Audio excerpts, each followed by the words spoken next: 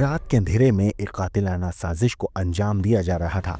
एक खौफनाक योजना जो किसी की मौत की कहानी लिख रही थी। और इस कहानी के मुख्य किरदार थी मुस्कान रस्तोगी, एक ऐसी पत्नी जिसने अपने ही पति की जिंदगी का सौदा कर लिया, एक ऐसा प्रेमी जिसने अपनी मोहब्बत को खून से सराबोर कर दिया। मेरठ का यह हत्याकांड सिर्फ एक हत्या नहीं बल्कि सोच समझ कर रची गई साजिश थी। मुस्कान ने कोई आम जुर्म नहीं किया था, बल्कि एक एक कदम बेहद शातिराना अंदाज में उठाया। पहले प्रेमी साहिल शुक्ला के साथ मिलकर अपने ही पति को मौत के घाट उतारने की प्लानिंग करी। फिर अपने गुनाह को छिपाने के लिए एक ऐसी कहानी गढ़ी जिससे कोई शक भी ना कर सके। लेकिन कहते हैं ना, कातिल कितना भी चालाक हो, कानून के शिकंजे से बच नहीं सकता। जब पुलिस ने इस केस की तहकीकात शुरू की तो जो खुलासे हुए वो रोंगटे खड़े कर देने वाले थे। पोस्टमार्टम रिपोर्ट आने से पहले ही शक की सुई मुस्कान पर थी। और फिर धीरे धीरे इस खूनी खेल की परतें खुलनी शुरू हुई। सौरभ राजपूत के शरीर को कई टुकड़ों में काटा गया था। सोचिए कितनी बेरहमी से मुस्कान और साहिल ने इस हत्या को अंजाम दिया होगा। ये कोई गुस्से में किया गया अपराध नहीं था, बल्कि पूरी योजना से, पूरी प्लानिंग के तहत की गई सोची समझी बर्बरता थी।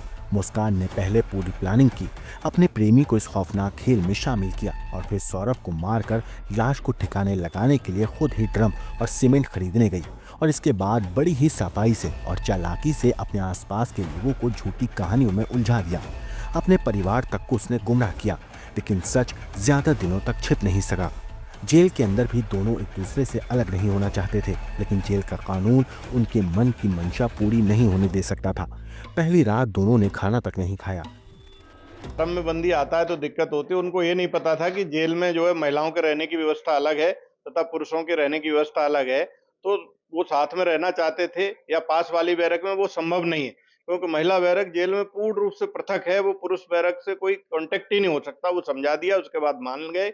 और खाने में पहले दिन समस्या थी, खाना नहीं लिया था। बाद में जब समझा दिया तो खाना ले लिया तथा पूरी स्थिति सामान्य हुई।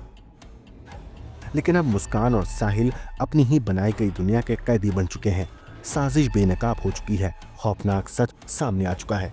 मगर अब सवाल सिर्फ एक है, क्या कोई इतना निर्दयी हो सकता है कि अपने ही हाथों से अपने जीवन साथी को मौत के अंधेरों में धकेल दे? ये कहानी सिर्फ एक कत्ल की नहीं, बल्कि इंसानी फितरत के सबसे खतरनाक पहलू की है, जहां मोहब्बत और विश्वास को धोखे और खून से लिखा गया। एक ऐसा रहस्य जो अब पूरी तरह से उजागर हो चुका है। मेरठ की मुस्कान रस्तोगी के चेहरे पर भले ही मासूमियत थी, लेकिन उसके दिल में एक खूनी साजिश पल रही थी।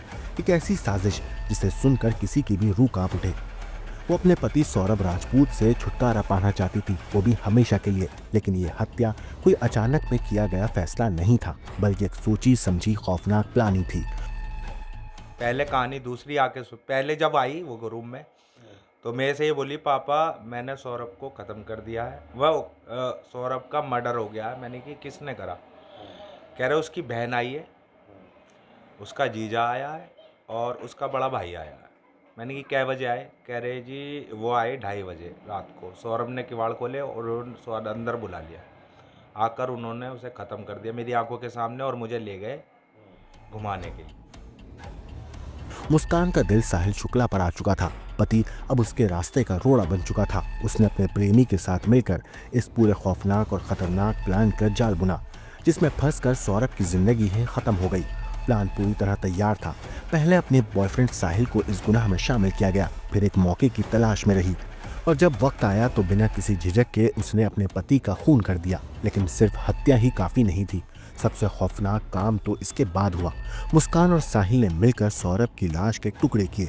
वो चाहती थी कि किसी को भी कभी सच्चाई का पता ना चले, इसीलिए वो ड्रम और सीमेंट खरीदने गई। सोचिए कितनी बेरहमी और ठंडे दिमाग से उसने ये कदम उठाया होगा। लेकिन कहते हैं ना, साजिश कितनी भी चालाकी से रची जाए, कानून की नज़र से कोई बच नहीं सकता। मुस्कान ने अपने परिवार को भी गुमराह किया, झूठी कहानियां गढ़ी, लोगों से बचने की कोशिश की। ये वो दिखाने लगी कि सौरभ खुद कहीं चला गया है। लेकिन पुलिस की जांच जैसे जैसे आगे बढ़ी, उसकी झूठी कहानियों का तिलिस्म टूटता गया और आखिरकार पुलिस ने इस खूनी खेल का पर्दाफाश कर दिया। मुस्कान और साहिल अब सलाखों के पीछे हैं, लेकिन हैरानी की बात यह है कि जेल में भी दोनों एक साथ रहना चाहते थे। जेल प्रशासन ने उन्हें अलग किया तो पहले दिन दोनों ने भूख हड़ताल कर दी। मेरठ का लव मर्डर केस सिर्फ एक अपराध नहीं, ये एक शातिर साजिश का खुलासा था। अब मुस्कान और साहिल कानून की तो गिरफ्त में है, जहां ना तो उनका प्यार रह गया और ना ही उनकी आज़ादी। जो उन्होंने सौरभ के साथ किया, अब वही अंधेरे उनकी जिंदगी पर भी छा चुके हैं।